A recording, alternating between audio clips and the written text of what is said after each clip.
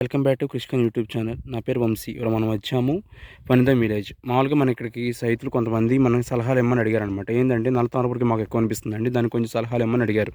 నల్లతామర పురుగు అనేది చాలా తక్కువ టైంలో చాలా స్పీడ్గా అనమాట, అంటే గుడ్డు దశ నుంచి పెద్ద పిల్ల వరకు దశ వరకు అది స్టేజెస్ని మార్చుకుంటూ ఉంటుంది. అందువల్ల మనం ఏం చేయాలంటే, మనము వేస్తే మన రైతులు ఏం చేస్తారు, ఒక పురుగు మందు మాత్రమే లేదంటే ఒక తెగులు మందు మాత్రమే వేస్తూ ఉంటారు.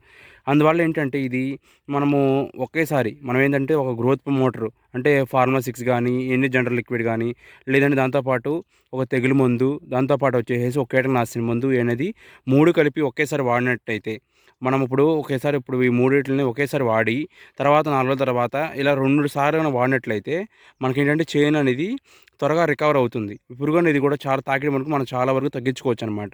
అందువల్ల దీంతో పాటు ఏందంటే, ఇలా మనం కాంబినేషన్స్‌లో ఒకసారి వాడిన తర్వాత మనకి నీమ్ ఆయిల్ అంటే వేప నూనెను కూడా ఒకసారి వాడుకుంటూ ఉండాలి.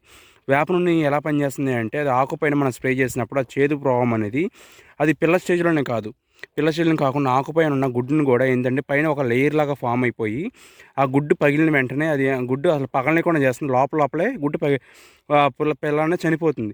దాంతో పాటు వచ్చేసి పెరిగిన పిల్లలనేవి కూడా చేదు స్వభావానికి అవి ఆకు మీద ఎటువంటి గాయం చేయలేక అవి కూడా చనిపోయే ఛాన్స్ ఉంటాయి. అందువల్ల ఈ మందులనేవి ఇలా వాడుకుంటూ ఉంటే మనము వెంటనే రికవరీ అవ్వచ్చు. మరో కొత్త సలహాతో మళ్ళీ కలుద్దాం.